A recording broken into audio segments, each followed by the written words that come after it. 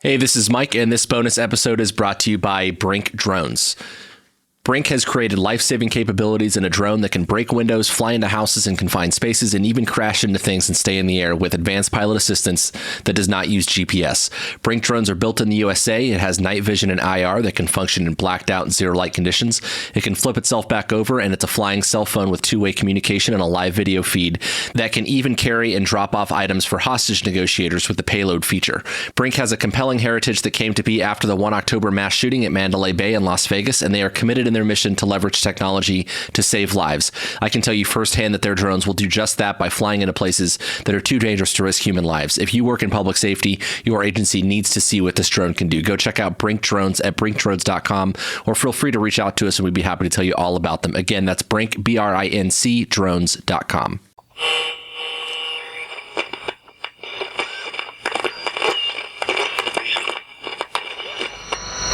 Welcome to Tactical Tangents.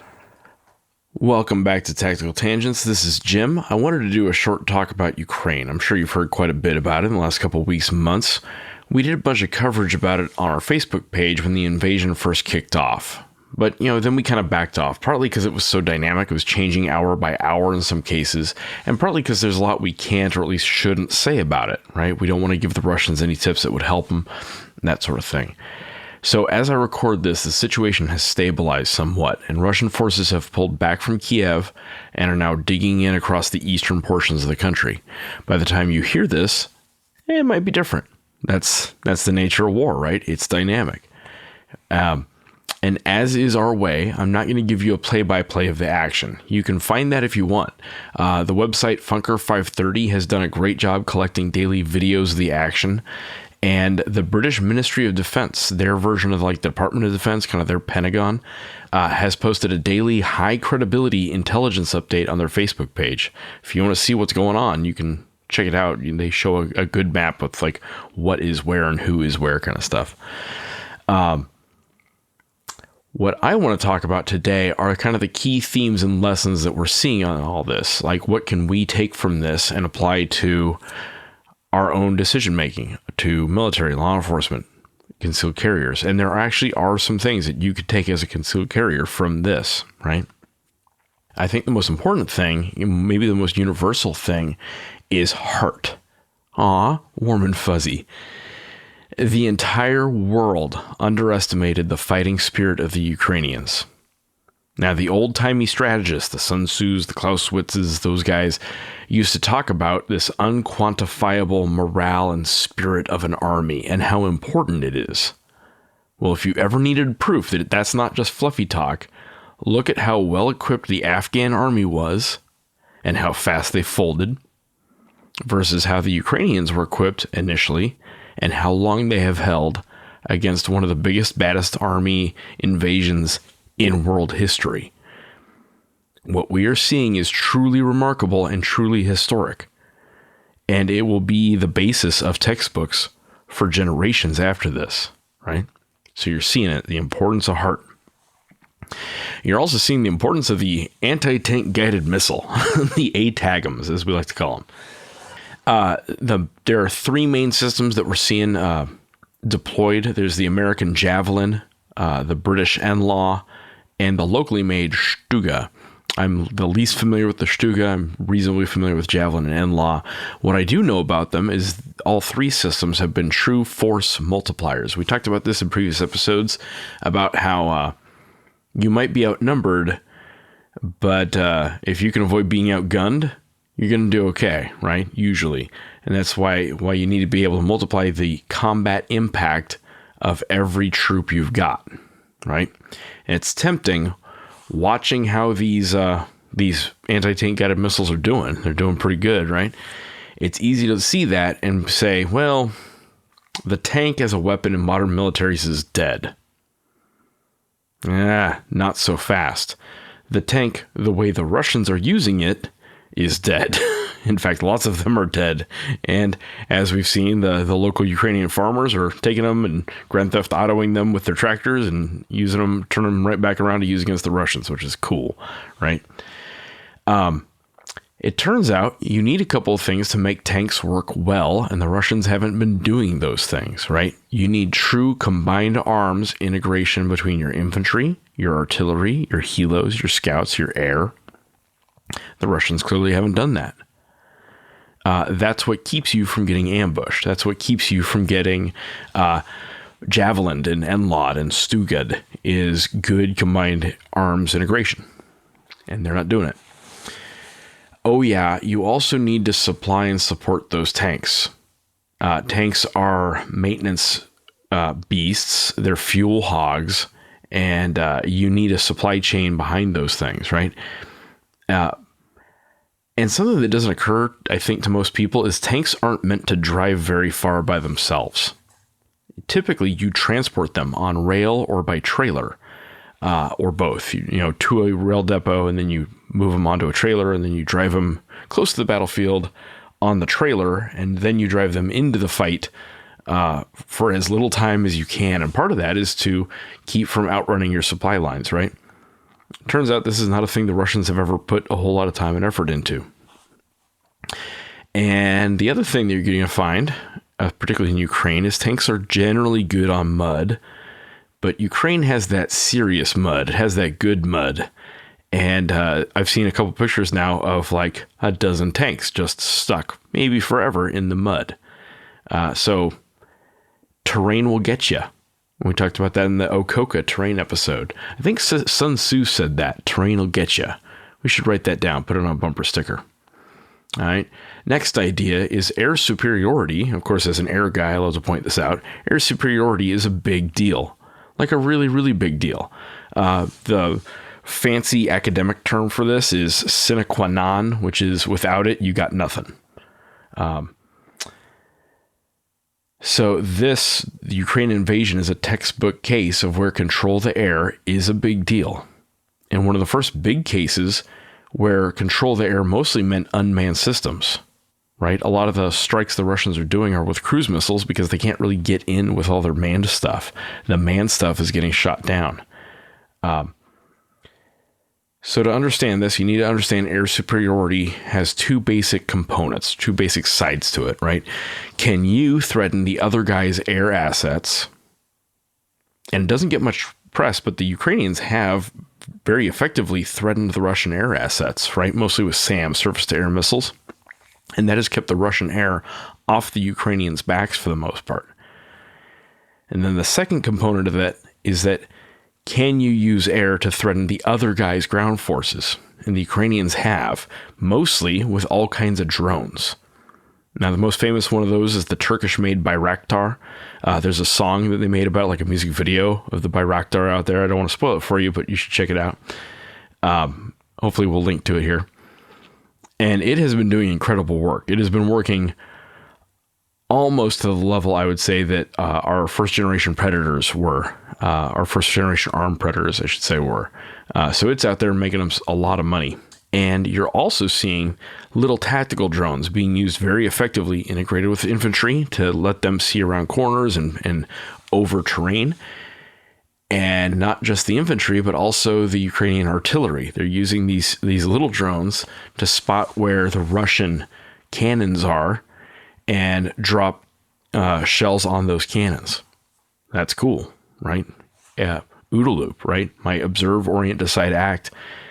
Drones are speeding that up in ways that I think would have been hard for people to really, really picture 10 years, 20 years, 30 years ago. I know when I was a kid, on no planet would I have pictured this kind of scenario happening the way it is. It is truly remarkable, right?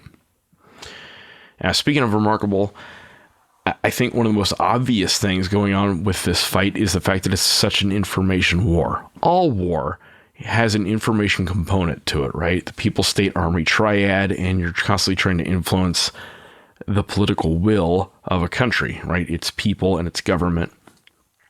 But this is like next level, right? The U.S. has been warning about Russians massing on the border for months. And, funny thing, even a lot of Ukrainians didn't believe us. Now, some of that was normalcy bias, right? Where it's hard to believe that anything would be that crazy happening to you. Well, That's one of the things that makes us us, is we recognize that crazy things can happen, right?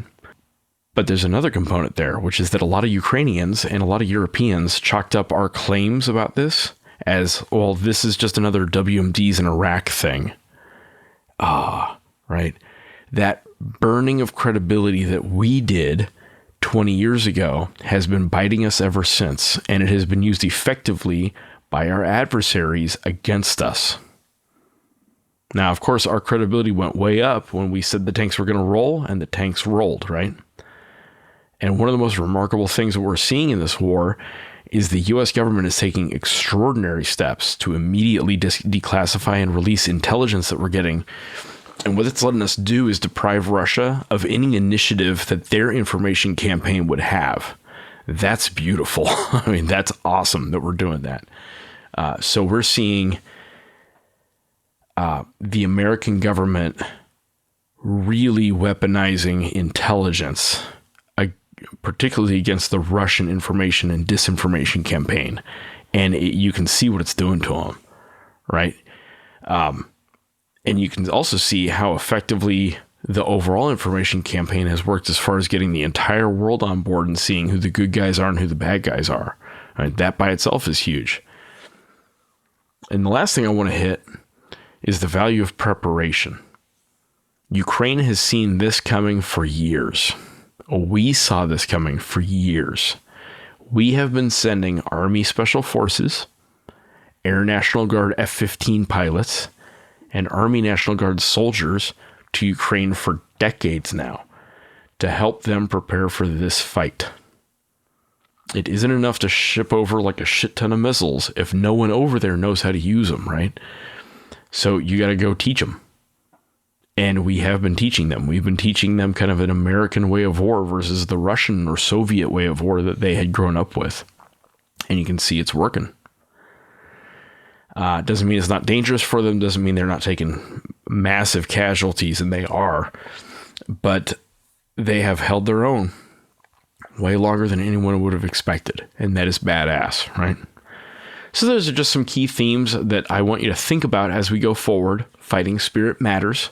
Mass doesn't have to be your number of troops or number of tanks. It's also just your ability to deliver violence. And you can multiply the violence of any given soldier by giving him a missile launcher. You don't fight the enemy tanks directly if you can help it, right? You fight his supply line. And it turns out that was a huge vulnerability for the Russians here. You need command of the air, and once you have it, you can do a lot of damage through the air. And you don't want the other guy to be able to do that to you. And finally, we've known for decades that Russia is manipulating the information space, and we are slowly, painfully figuring out how to outmaneuver them in that space. And it's working. And that's awesome. So it turns out when you're the good guys, just being open and honest is one of the best information strategies around. So do that. And when you are the good guys, highlight that. And when you're up against the bad guys, capture and disseminate all the bad things that they're doing. Because at the end of the day, the people, the state, and the army of all the countries in the world have to know what's up. I think that's working pretty well. So that's all I got. Just wanted to talk about Ukraine and talk about some of the things that I've been thinking about a lot and that I want you to think about and consider what this means for you, right? This is not the last time we're going to hear from Russia. There's going to be more drama with Russia in the future. This is not the only country we have real tension with, right? There's real competition and real tension with China and Iran and North Korea and any of their satellites around the world. That's a problem. We need to be prepared for that. But also consider that preparation is a big deal, whether you're talking about a municipal police department or a concealed carrier or a special forces team, right? Information is important. Again, whether you are just some NRA member or the 82nd Airborne Division or the Los Angeles PD, information is a big deal. And countering disinformation or malign information is a big deal, right? You need air. Air's a pain in the ass. It's expensive. I'll be the first one to tell you that. But if you don't have it, you got a problem. And law enforcement needs it. Militaries need it. And, is there a context where you would need it as a civilian? I don't know. Maybe if you are trying to protect a large site, you might want a drone to help you detect whether someone is trespassing on the site or poaching on your land or whatever, right? So there actually there is some value there. Do you need a rocket launcher? Obviously, yes. But most importantly, you need heart, right? You need the heart to fight, even when things are ugly. And heart is the ultimate force multiplier. And that's not just foofy. And if you don't believe me, watch what's happening in Ukraine for the last month. It is unbelievable. That's all I got. Stay safe out there. I'm cheering you on.